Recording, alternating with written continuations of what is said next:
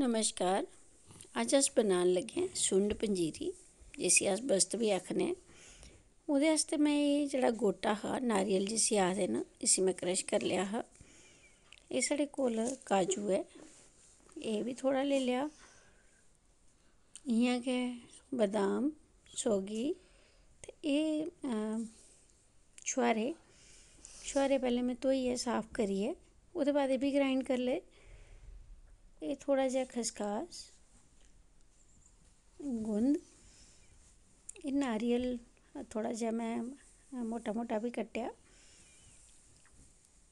कन्नै लेई लेआ घ्यो ते बस एह् 2 चम्मच मैं घ्यो पाया एह्दे च। असें घ्यो कन्नै कन्नै थोह्ड़ा थोह्ड़ा पाइयै गै करने पौना हर चीज़ फ्राई। इसी असें तली तलियै बाह्र कड्ढदे जाना। तेल जां तक साढ़ा घ्यो साढ़ा जां तक गर्म होआ दा ते बस इसी जलाना निं ऐ, बस गर्म करना। एह् मैं खंड दा बूरा जेह्ड़ा जां खंड जेह्ड़ी ही इसी मैं ग्राइंड करी लेआ ते उसी मैं पीसियै रक्खी लेआ। ते एह् मैं हून थोह्ड़े थोह्ड़े बदाम पाइयै इसी तलदे जाना। एह् मैं जेह्ड़ी त्रांबड़ी च खंड पाई दी ऐ, इसी मैं पीसियै पैह्लें इसलेई टकाई लेआ तां कि जिसलै असें एह् फ्राई करी लैना तली तलियै, असें ओह्दे उप्पर कड्ढदे जाना ताकि जेह्ड़ा घ्यो ऐ जां जेह्ड़ी बी चीज़ां न ओह् ओह्दे उप्पर गै टिकदियां जान, जेह्दे कन्नै घ्यो जेह्ड़ा ऐ ओह् त्रांबड़ी कन्नै घट्ट लगदा ते खंड जेह्ड़ी ऐ ओह् घ्यो गी अपने अंदर ऐबजार्व करी लैंदी, चूसी लैंदी ऐ। बस इ'यां गै अगर तुसें दिक्खी लैना जिन्ने जिन्ने तुसें बदाम पांदे जाना उस्सै स्हाबै घ्यो पाइयै। अगर घट्ट लग्गै, जि'यां हून मिगी घट्ट लग्गा दा ते में 1 चम्मच होर बद्ध पाई लेआ। असें इसी तली तलियै बस कड्ढदे जाना, जलाना निं ऐ, लाल सुर्ख बी निं करना। बस पानी सुखाना एह्दा बिच्चों। इसी में कोई जेह्ड़े बदाम न, मते सारे लोग इसी सेड़ी लैंदे रातीं भर ते फिर एह्दा छिलका कड्ढदे न एह्दा ते ओह्दे बाद फ्ही उसी सखाइयै धुप्पा ओह्दे बाद इ'नें तलना शुरू करी दिंदे। पर मैं इ'नेंगी सिद्धा गै छिलके समेत गै करी लैन्नी आं। तुस चाहो ते उ'आं बी करी सकदे ओ, पर इत्थें असें दिक्खियै बदाम ताकि बिच्च जलन निं देने, थोह्ड़े थोह्ड़े करियै कड्ढदे जाना। हून असें काजू पाई दित्ता। इ'यां गै असें काजू बी बड़ा लाल सुर्ख निं करना, बस थोह्ड़ा जेहा इसी तली लैना, फिर कड्ढी लैना इसी बी बाह्र। एह् जेह्ड़ी सुंड होंदी ऐ, एह्दे आस्तै कोई प्रापर प्रपोर्शन निं ऐ कि तुसें इत्थें इन्नी चीज़ लैनी इन्नी चीज़ लैनी। मैं ते अज्ज तक जिन्नी बारी बी बनाई ऐ रफली गै बनाई ऐ कि जि'यां अगर असें 1 कौली बदाम लेई ले, 1 कौली गै काजू लेई ले। अगर कौली नेईं बी हैन, घट्ट बी हैन तां बी कोई गल्ल निं। नारियल गोटा जेह्ड़ा ऐ ओह् तुस 1 जां 2, अगर तुहानूं लगदा कि तुसें जादा बनाना ते क्वांटिटी थुआढ़े कोल बधानी ऐ ते तुस गोटा बधाई लैओ। इ'यां गै खंड दी जगह तुस शक्कर पाई सकदे ओ, गुड़ पाई सकदे ओ। कोई जरूरी निं ऐ कि तुसें एह्दे च खंड गै पानी ऐ। ते में ते दिक्खेआ अजकल्ल मते सारे लोग मखीर पाइयै बी बनांदे न। इ'यां गै बस एह् दिक्खो काजू होई पेआ, बस इसी बी असें कड्ढी लैना बाह्र।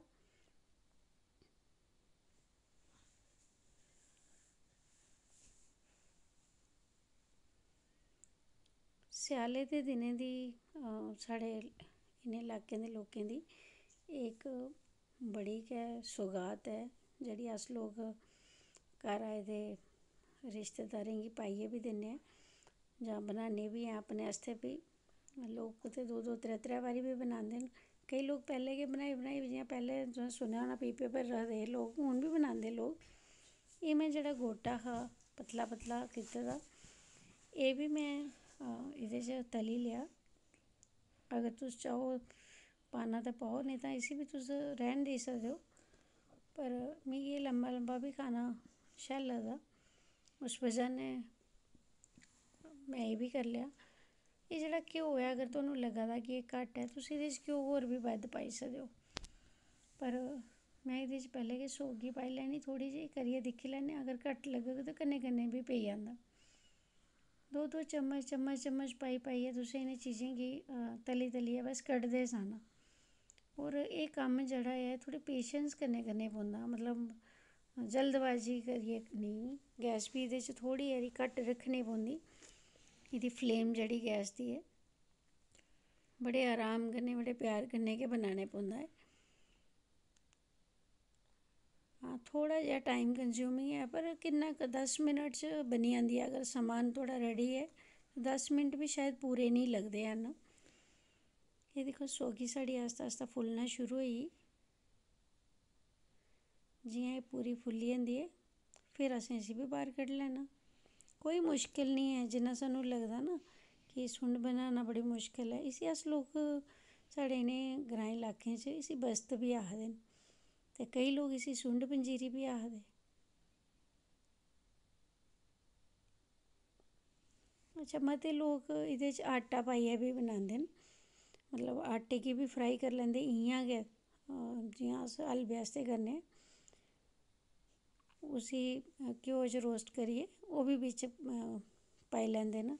किश लोग अजवाइन बी पांदे न, पर मिगी नेईं लगदा कि आटा एह्दे च पाने दी जरूरत ऐ, कैंह्कि आटे दे लड्डू अस बक्खरे बी बनाई लैन्ने आं। घ्यो एह्दे च में थोह्ड़ा जेहा होर पाई लेआ। जियां में पैह्लें बी बड़ी बारी आखनी आं कि सौगी सानूं ज़्यादा पसंद ऐ, उस बजह कन्नै सौगी दी मात्रा इत्थें में ज़्यादा रक्खी दी ऐ। बदाम बी घट्ट हे, काजू बी इक कोली कोला ज़्यादा निं ऐ हा, ते सौगी असें बद्ध करी लेई। एह् थोह्ड़ियां थोह्ड़ियां चीज़ां लेदियां बी बेस्हाब बनी जंदी ऐ। अगर जियां अज्जकल निक्के निक्के परिवार न, ते कोई इन्नी हारी बी बनी दी मिगी लगदा पूरे सीज़न च निं मुकदी होनी। और एह्दी तसीर जेह्ड़ी जियां एह् ड्राई फ्रूट ऐ, घ्यो ऐ, हैवी ते होंदा ही होंदा, भारापन ते है गै, ताकतवर बी होंदी ऐ। और लोग इसी बड़ी खुशी खुशी बच्चे बड्डे सारे साढ़े इ'नें एरियें दी एह् जियां पैह्लें बी आखेआ इक सौगात ऐ एह्। हर घर बनदी ऐ, सब कोई बनाना खाना इसी पसंद करदा। ते एह्दे गै जियां तुस ब्याहें च बी दिखदे होने काढ़े दे स्टाल लग्गे दे होंदे, ओह् काढ़ा बी ते एह्दा गै बनदा।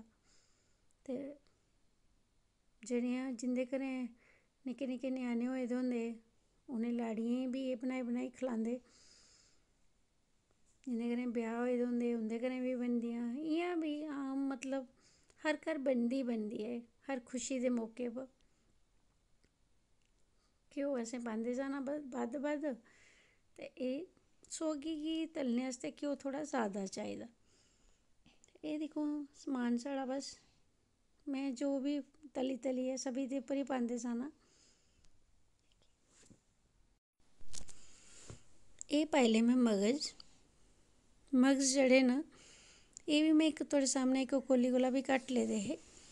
एह् बी असें पाइयै एह्दे च तलियै पाई लैने। इ'नें बी असें जलाना निं ऐ, बस जियां एह् फुल्लना शुरू करन इ'नेंगी असें बाह्र कड्ढी लैना। एह्दे आस्तै ते गैस जेह्ड़ी ऐ गैस दी फ्लेम जेह्ड़ी ओह् बिल्कुल घट्ट रक्खनी पौंदी ऐ, तां कि मिट्ठे मिट्ठे सेक पर पक्कन एह् दिक्खो बिल्कुल खिड़ी गे न।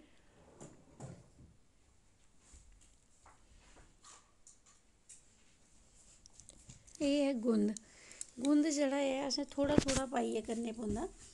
इसी अस यकदम सारे गी कट्ठा बी निं पाई सकदे। और इसी बी इ'यां गै तलियै असें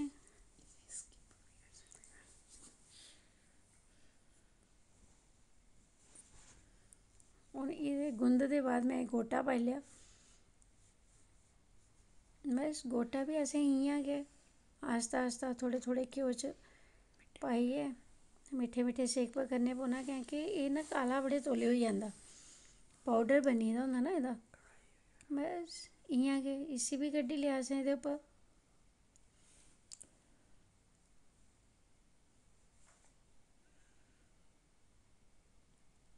और इसी रलाने दा कम्म असें अजें ठैरियै करना।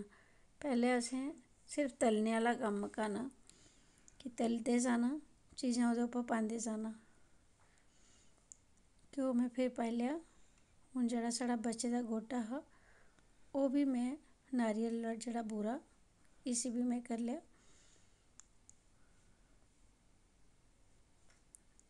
ये भी करिए कड्ढी लिया असें।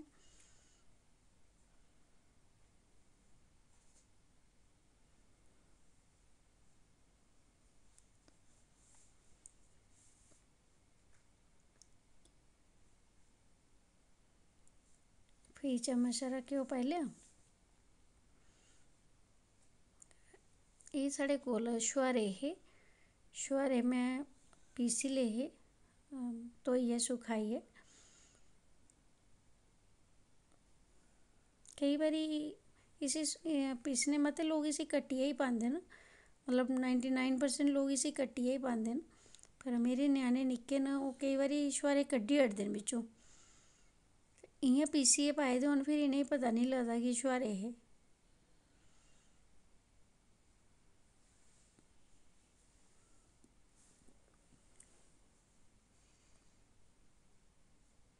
इत्थै में छुहारे जेह्ड़े न एह् कोई 250 ग्राम लेदे हे।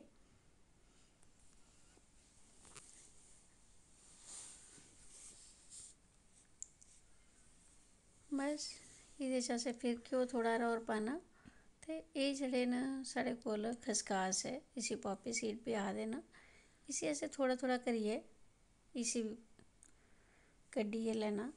एह्दे आस्तै बी घ्यो अगर थुआढ़े कोल ज़्यादा गर्म ऐ ते तुस बेशक गैस दी फ्लेम बंद गै करी देनी, नेईं ते इसी अराम ने थोह्ड़ा जेहा करियै फ्ही पाई लैना।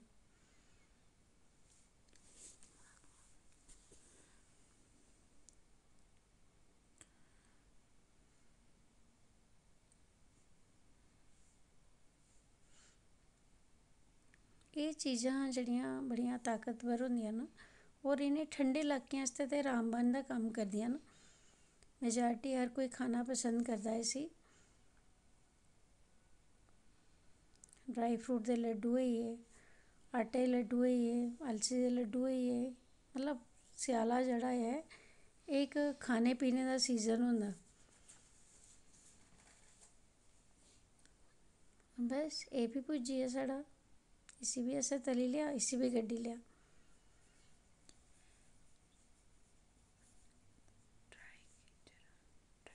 हून असें एह्दे च पाई लेई सुंड, जेह्दी बजह कन्नै एह्दा नांऽ ऐ।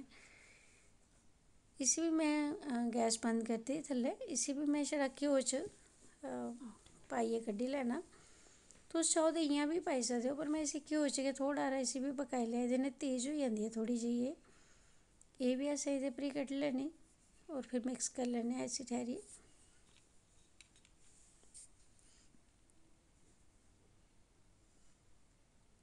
एह्दे अलावा बी अगर तुस कुछ पाना चाहो ते इ'यां गै तलियै थोह्ड़ा थोह्ड़ा करियै पांदे जाना। दिक्खो में थोह्ड़ा थोह्ड़ा ही समान लेदा, किन्ना जादा होई गेआ।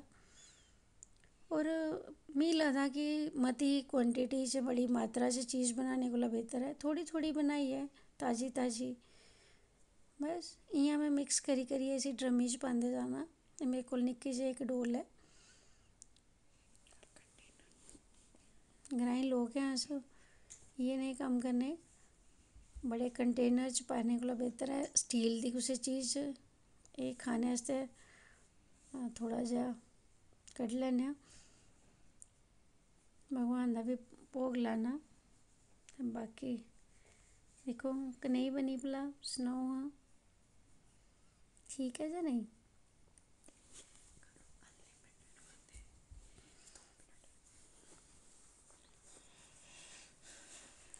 साढ़े कुसै दे घर बच्चा होने आह्ला होए पैह्ली बारी, ते उं'दे प्योकिये जेह्ड़े न ओह् एह् सुंड बनाइयै भेजदे न, जां अपने घर बी लोग बनाइयै रखदे न। मतलब मौके पर, ब्याहें पर, होर बिना इ'यां बी लोग तुसें दिक्खेआ होना हलवाइयें दी दकानें पर हमेशा बनी दी तोआनूं अवेलेबल लब्भनी गै लब्भनी ऐ। ब्याहे दे कार्ड कन्नै, मतलब कोई मौका ऐसा निं होंदा जित्थै सुंड दा नांऽ निं होए। उम्मीद करङ तुसें गी अज्ज दा वीडियो पसंद आया होग। तुं'दा सारें दा मता मता हिरखी धन्नबाद।